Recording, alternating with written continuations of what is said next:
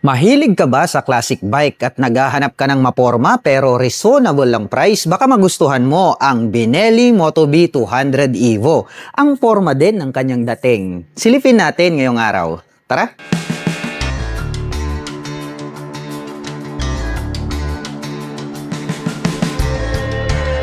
Ang astig din po pala nito pong Benelli Moto B 200 Evo. Ito pong kanyang headlight ay bilugan po yung kanyang hugis at gumagamit po ito ng bulb type para po rito sa kanyang high beam at low beam.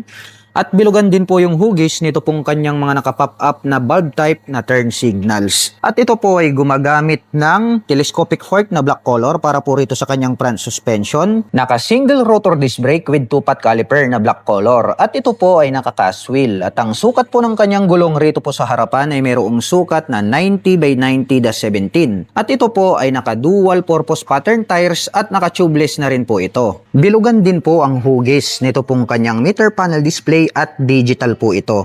At meron naman po itong button selector dito po sa bandang ibaba.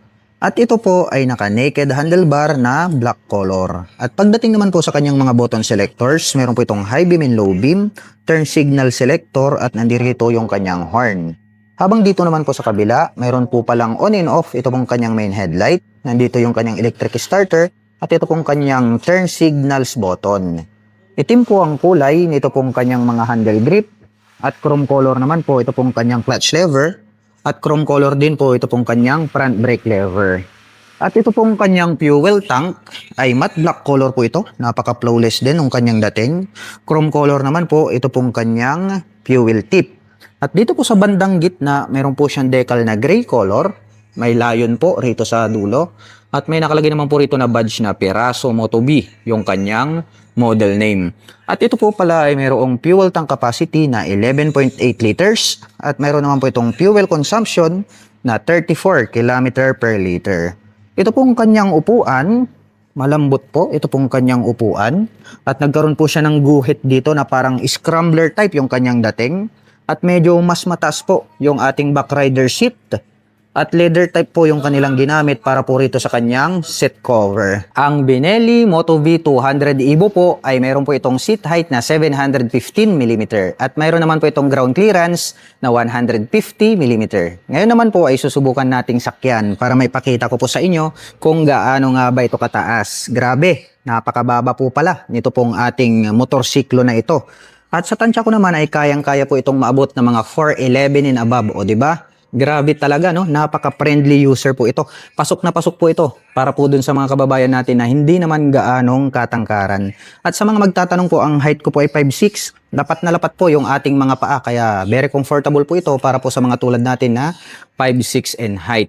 At siya nga po pala para po sa mga nakapanood ng video na ito. At kung interesado po kayong maglabas nito pong ating Benelli Moto B 200 Evo, ay maaari nyo po akong i-PM at i-message. At kung naghahanap naman po kayo ng mga accessories gaya po ng crash guard, rear carrier, top box, side panners, motorcycle cover o di kaya helmet, ay ilalagay ko na lang din po yung link dyan po sa description box sa ibaba para hindi na po kayo mahirapang maghanap. At ito pong kanyang integrated na grab bar ay nandirito po sa magkabila. Yan, die-cast po yan, makapal kaya matibay. At ito pong kanyang side profile, combination po pala ito ng gray at black at may nakalagay naman po rito na decal na 200 Evo. Tapos nagkaroon po siya ng mga butas rito. At dito po sa ibaba po nito pong kanyang tangke, combination ng black at gray at may nakalagay naman po rito na Benelli. At ito pong kanyang engine cover ay matte black color po ito. At ito po pala ay mayroong 5-speed manual transmission. Ito pong kanyang pillion step para sa ating rider at back rider ay alloy po ito. Tapos nagkaroon po siya ng rubber cover on top na anti-slip. Chrome color naman po ito pong kanyang side stand. Wala po itong center stand. At ito po pala ay gumagamit ng dual sub-tank shock absorber para po rito sa kanyang rear suspension. Glossy black po yung kanyang coil spring at ito po ay adjustable. Ang ganda rin po nito pong kanyang silver color na canister. Agaw pansin sa ating mga paningin. At ito po pala ay equipped with swing arm na metal. Ayan o, powder coated na black. At meron din po itong chain protector na metal. Black color din po ito. Mapunta naman po tayo rito po sa kanyang taillight. Bilugan din po ang hugis nito pong kanyang brake light. At bilugan din po ang hugis nito pong kanyang mga bulb type na turn signals. Itim po ang kulay nito pong kanyang rear fender at nagkaroon po siya rito ng tire hugger na black color. Nakahiwalay po pala ito pong kanyang plate holder. Meron na rin po yung plate light at meron po siyang mga bilog na added light reflector dito sa magkabila at meron din po rito sa ibaba. At pagdating po sa kanyang rear braking system, naka-single rotor disc brake po ito with 2-pot caliper. Itim po ang kulay nito pong kanyang cast wheel. At ang sukat po ng kanyang gulong rito po sa likuran ay mayroong sukat na 130 by 90-15. Naka-CB dual purpose pattern tires po ito at ito po ay naka-tubeless na. At ito pong kanyang exhaust pipe ay combination po pala ito ng black at gray at mayroon naman po itong single exhaust. At ang kagandahan po nito pong Benelli Moto V 200 Evo ay meron pa po itong kick starter. At bukod dyan ay meron din po itong electric starter. Black color po ito pong kanyang metal foot brake.